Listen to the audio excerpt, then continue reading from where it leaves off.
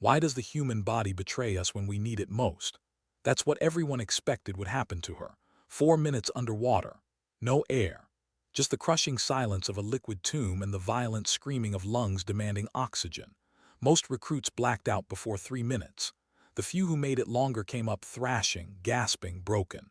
But Anya Sharma, she hung suspended in that cold blue-gray world like she was meditating in a temple, not drowning in a training tank. The water wasn't just cold, it was predatory. It coiled around her submerged body like a python, seeking the warmth of her core, the heat of her life. Every pound of pressure squeezed against her ears, her chest, her skull. The distorted shape of the clock on the far wall became her entire universe. Second hand crawling, tick, tick, tick. Her lungs burned, but not with panic. This was different. This was the disciplined fire of a blacksmith's forge, controlled, purposeful, necessary. Air was currency in that tank, and Anya was a miser. She spent it one slow metabolic molecule at a time. Her heart, once a frantic drum in her chest when she'd first entered this training program, now beat with a slow, resonant thud she could feel in her teeth. 60 beats per minute, then 55, then 50. She was in control. The mammalian diving reflex, that ancient biological switch coded into human DNA, was hers to command. Blood shunted from her extremities to her vital organs. Oxygen preserved for brain and heart. Nothing wasted. Nothing wasted. The world outside the tank faded into irrelevance.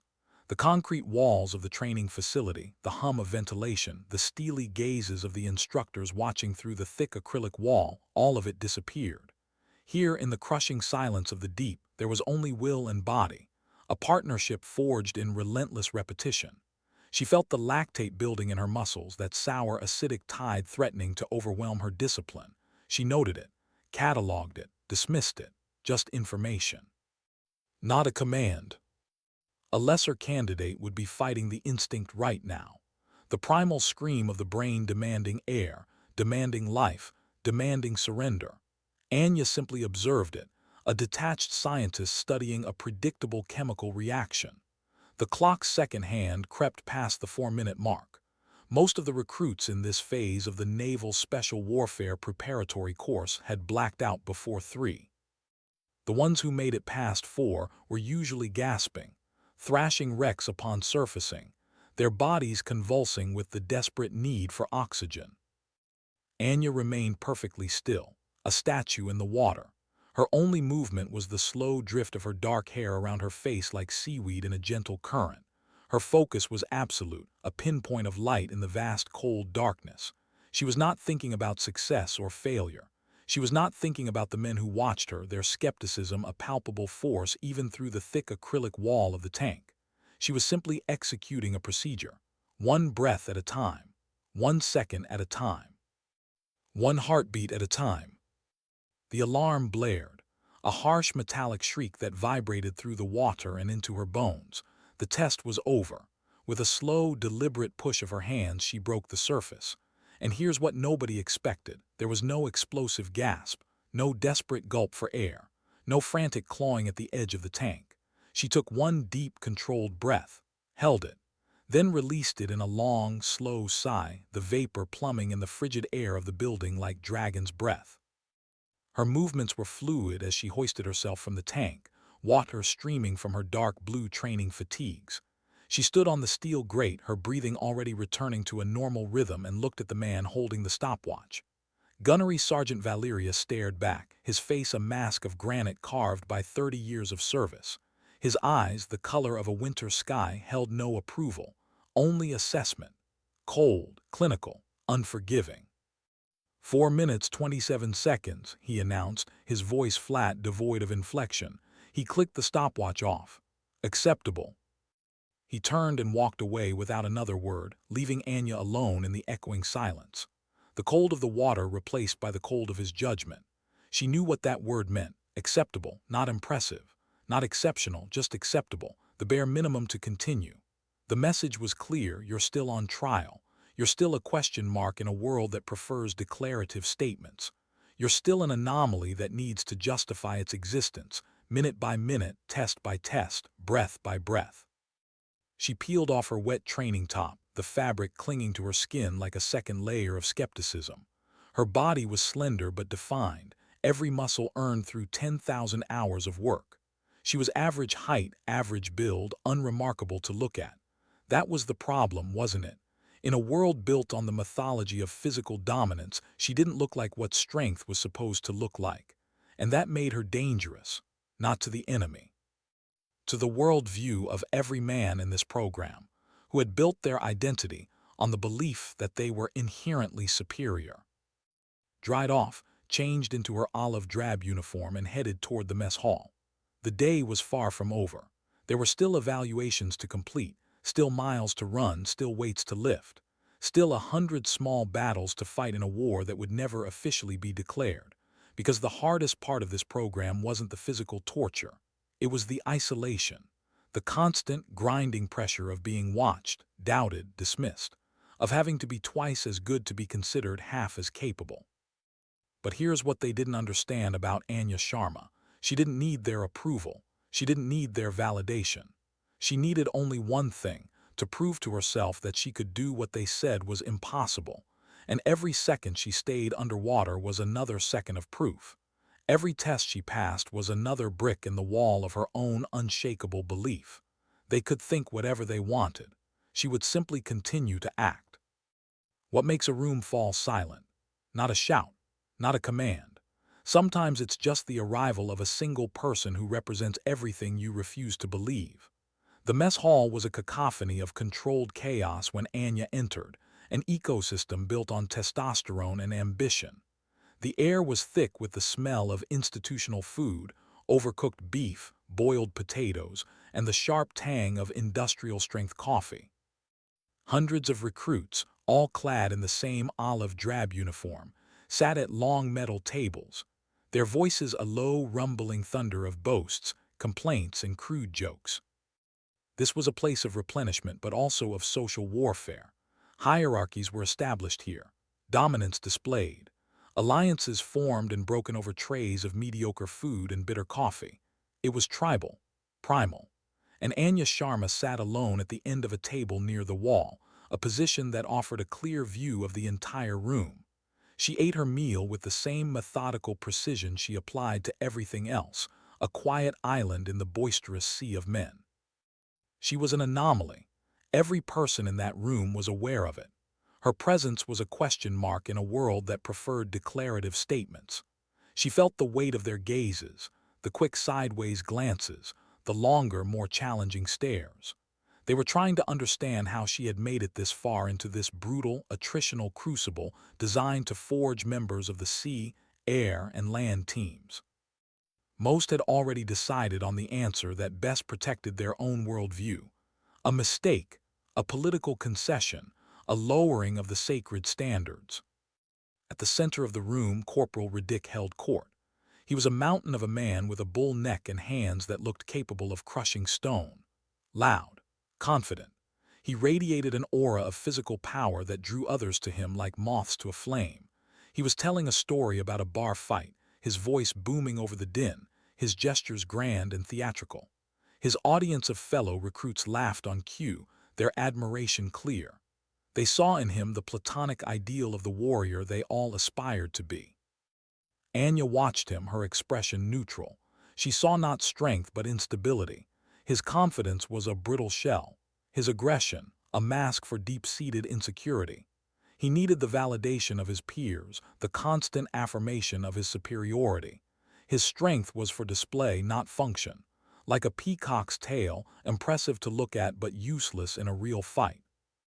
Miller, a younger recruit at a nearby table, glanced over at her. He was quieter than the others, his face still holding a trace of the boy he had been before entering this world.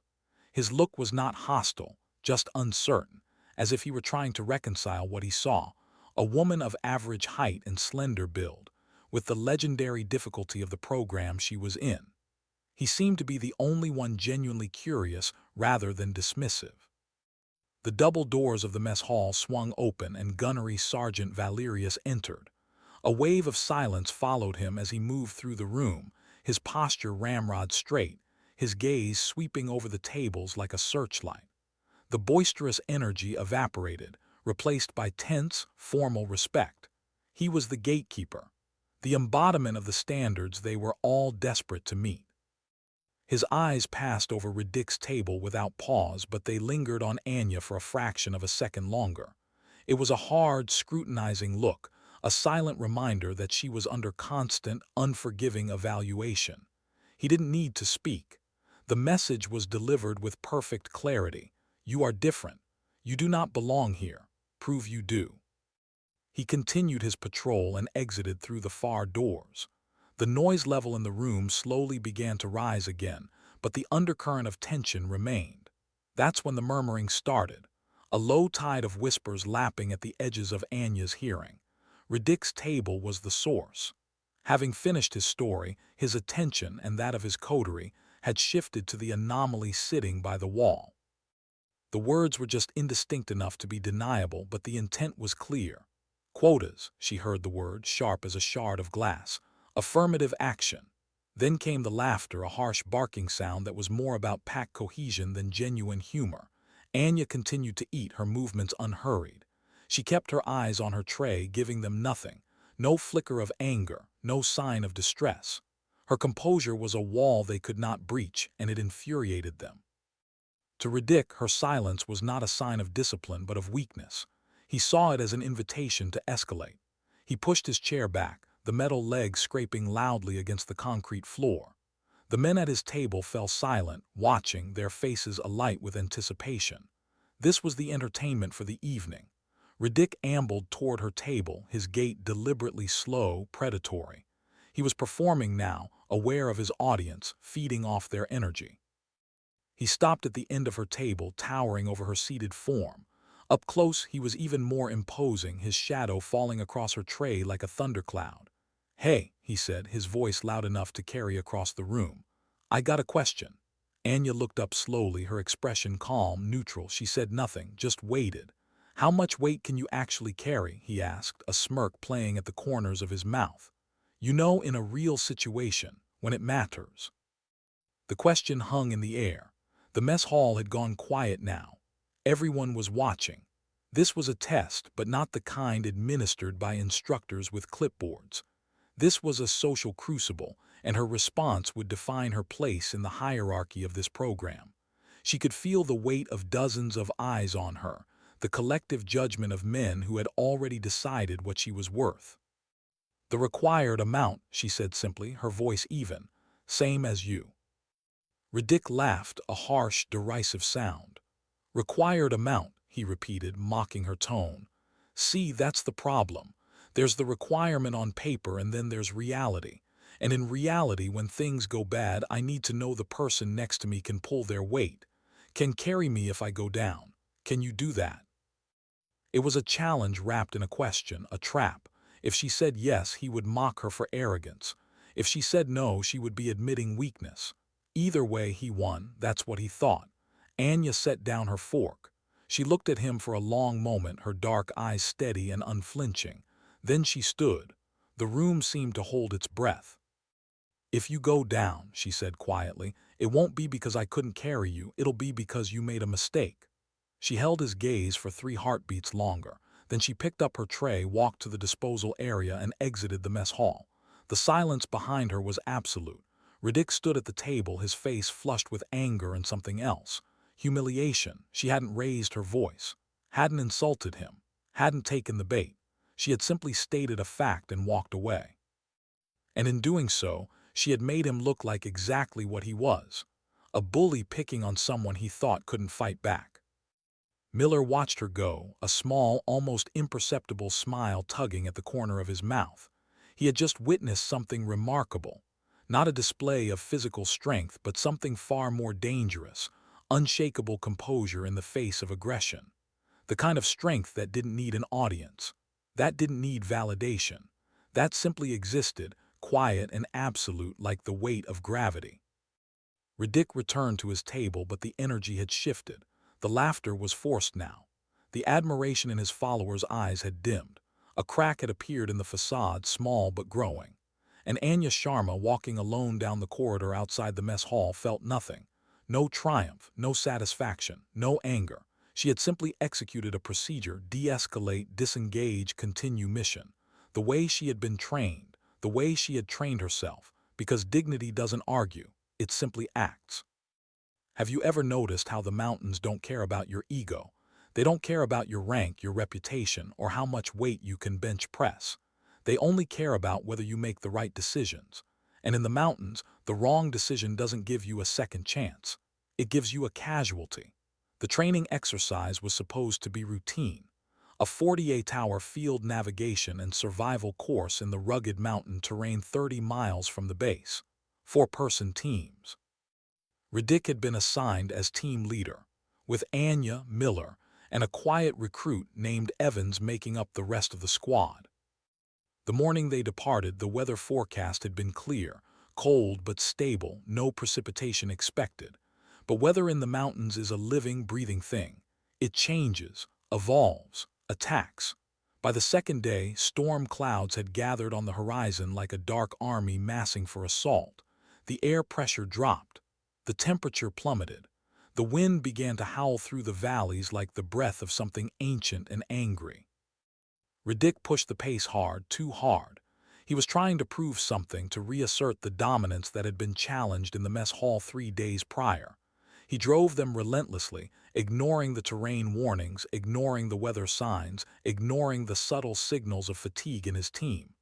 Anya watched him, her concern growing. This wasn't leadership. This was ego in command, and ego makes mistakes. They were moving through a narrow canyon when the rain started.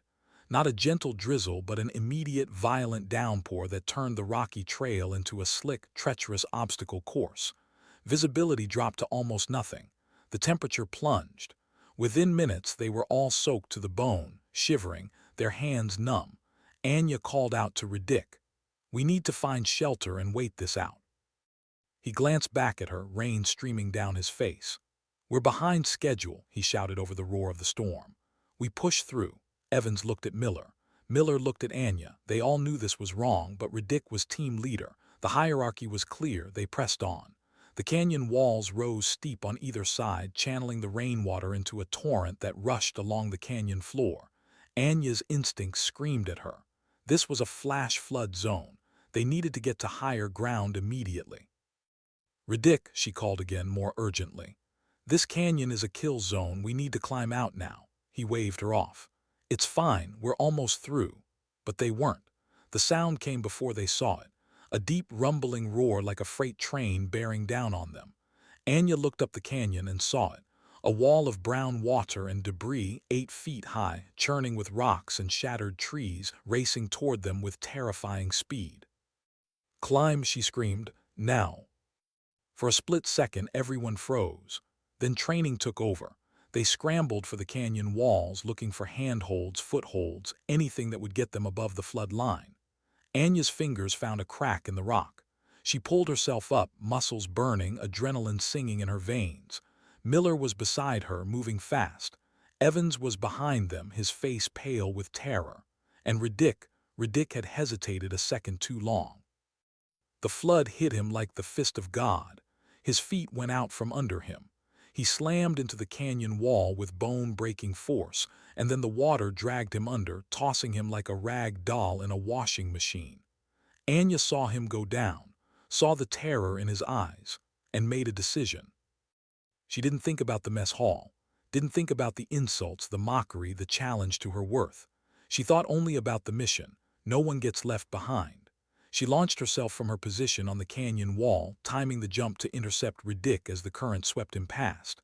She hit the water hard, the cold shocking the air from her lungs. The current was impossibly strong, trying to pull her down, pull her under, but she had spent 4 minutes underwater in that tank. She knew cold, she knew oxygen debt, she knew how to fight her own body's panic response. Her hand found fabric. She grabbed Riddick's harness and pulled with everything she had. His head broke the surface, his eyes wide and unfocused. Blood streamed from a gash on his forehead. He was conscious but in shock. She kicked hard, angling them toward the canyon wall where Miller and Evans clung to the rock face. Miller reached down, his arm extended. "Grab on," he yelled. Anya got one hand on a protruding root. The current tried to rip her away, but she held. She pulled Riddick close, using her body as a buffer between him and the rocks. "His leg," she gasped to Miller. "Something's wrong with his leg." Evans climbed down to help, bracing himself against the wall. Together, the three of them managed to haul Riddick out of the water and onto a narrow ledge 10 feet above the flood. He collapsed onto the rock, shaking, his face gray with pain. Anya pulled herself up last, her arms trembling with exhaustion. She knelt beside Riddick and assessed the damage. His leg was bent at an unnatural angle below the knee, compound fracture. The bone hadn't broken the skin, but it was close. Without proper treatment, infection was a serious risk. They were miles from base in the middle of a storm with a casualty who couldn't walk. She looked up at Miller and Evans. They were cold, scared, and looking to her for answers. "Need to stabilize the leg and get to higher ground," she said, her voice cutting through the chaos with absolute clarity. "The flood will subside, but we can't stay in this canyon." She pulled the emergency medical kit from her pack and went to work. Her hands moved with practiced precision, splinting the leg with trekking poles and medical tape, administering pain medication from the emergency supply. Riddick watched her through half-lidded eyes, his earlier bravado completely gone. He was just a man now. Injured, vulnerable, dependent. When the splint was secure, she organized the team. Miller and Evans would support Riddick between them. She would take point, navigating them out of the death trap they were in. The climb out of the canyon was brutal. Every foot of elevation was earned through pain and determination. The rock was slick with rain. The wind tried to peel them off the cliff face. But Anya led them with unwavering focus, finding roots, testing handholds, calling out instructions. Halfway up, Evans slipped. His foot lost purchase on the wet rock, and for a terrifying moment he dangled by his fingertips, his face pale with shock. Anya was 10 feet above him. Without hesitation, she braced herself against the rock face and extended her arm down. "I've got you," she said. Evans looked up at her, seeing not the woman who had been mocked in the mess hall, but a leader who would not let him fall. He grabbed her wrist. She pulled. The biomechanical precision of her response, the perfect application of leverage and core strength at the moment of crisis, brought him back to safety. They resumed the climb, their movements now even more careful, more deliberate. The shared moment of terror had forged them into a true team. Finally, gasping for breath, their bodies bruised and shaking with cold and exhaustion, they pulled Riddick over the lip of the canyon onto a relatively flat wooded plateau. They had made it. They lay on the ground for a moment, the rain still lashing down, listening to the thunderous roar of the flash flood in the chasm they had just escaped. They had survived not through aggression or brute force, but through disciplined technique and the unwavering will of the one person they had all underestimated. Riddick, lying in his makeshift tarp shelter, stared up at Anya's silhouette against the dark sky. And for the first time, he understood the true meaning of strength. What does respect sound like? Sometimes it's not applause or congratulations. Sometimes it's just silence. The kind of silence that acknowledges a truth too obvious to debate. The rescue helicopter found them at dawn. The storm had broken, leaving behind a world that was washed clean and unnervingly quiet. They were airlifted back to the base, a somber, exhausted group. Riddick was taken immediately to the medical bay, his face pale and etched with pain. Anya, Miller, and Evans were given blankets and hot drinks in a debriefing room that smelled of antiseptic and damp gear. They gave their statements separately, each recounting the events with stark, unadorned honesty. There were no heroics in their telling, only a factual account of the storm, the accident, and the climb. When Anya was called in, Commander Thorne and Gunnery Sergeant Valerius were waiting for her. The room was small and sterile. A single table sat between them. Thorne gestured for her to sit. "Your report, Sharma," he said, his voice neutral. It was not a request for the story, but for her professional assessment. Anya recounted the critical decisions, hers and Riddick's. She did not embellish his mistakes or her successes.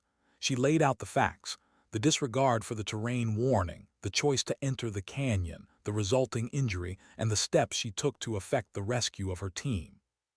She was clinical, precise, objective. She assigned blame to no one, simply stating the chain of events and their consequences. Corporal Riddick's aggressive packing fatigued the team prematurely, she concluded. His decision to ignore the flash flood danger was a critical error in judgment that directly led to his injury and jeopardized the squad. Miller and Evans performed well under extreme duress once given clear direction. Thorne listened without interruption, his eyes never leaving her face. Valeria stood by the wall, arms crossed, his expression unreadable. When she finished, Thorne leaned forward slightly. "And your performance?" he asked. "I identified the primary threat, stabilized the casualty, and executed a plan to move the team to a position of safety," she replied, her tone unwavering. "I performed my duties as required." There was a long silence in the room. Thorne nodded slowly. "Dismissed, Sharma. Get some rest." Anya stood, gave a crisp nod, and left the room. As she walked down the corridor, something had shifted. The culture of the base had already begun to change. The other recruits who had heard the story spreading like wildfire no longer met her gaze with dismissal or suspicion. Some looked away as if ashamed. Others gave a slow, deliberate nod of acknowledgement. It was not friendship. It was respect, a currency far more valuable in this world. Later that day, she saw Riddick being moved from the infirmary to a vehicle that would take him to a long-term care hospital. His leg was in a heavy cast, his face grim. The compound fracture, complicated by the exposure, was severe. The doctors had told him he would walk again, but his career as a candidate for any special operations force was over. His ego had written a check his body couldn't cash, and the bill had come due. Miller found Anya that evening as she was preparing for the next day's training. He stood awkwardly for a moment, then extended his hand. "Thank you," he said simply, "for getting us out of there." She shook his hand, her grip firm. "You did your part," she replied. "We all did," he nodded, but his eyes held something deeper: gratitude, recognition, the understanding that they had witnessed something rare, leadership not through dominance but through competence, through calm in the storm, through placing the mission above the ego. As Anya passed the training hall later, Gunnery Sergeant Valerius was coming out. He stopped, blocking her path. They stood for a moment in silence. He looked at her, his stern, weathered face showing the first flicker of something other than professional assessment. "Good work, Sharma," he said, the words seeming to cost him a great deal. Then he gave a single, slow, formal nod, a gesture of profound, silent admission. He had been wrong. He stepped aside and let her pass. The institutional reversal was complete, not with a ceremony or accommodation, but with a quiet moment of recognition from the man who had been her harshest critic. Word spread through the base quickly after that, not just about the rescue, but about everything it represented. The underwater test, the confrontation in the mess hall, the life-or-death decisions in the mountains. Each incident, viewed separately, might have been dismissed. But together, they formed an undeniable pattern. Anya Sharma was not here because of quotas or concessions. She was here because she belonged, because she had earned her place not with loud declarations or aggressive displays, but with consistent, undeniable competence. The kind of strength that didn't announce itself, that didn't need validation, that simply performed when it mattered most. In the days that followed, the atmosphere changed. Recruits who had ignored her now sought her input during training exercises.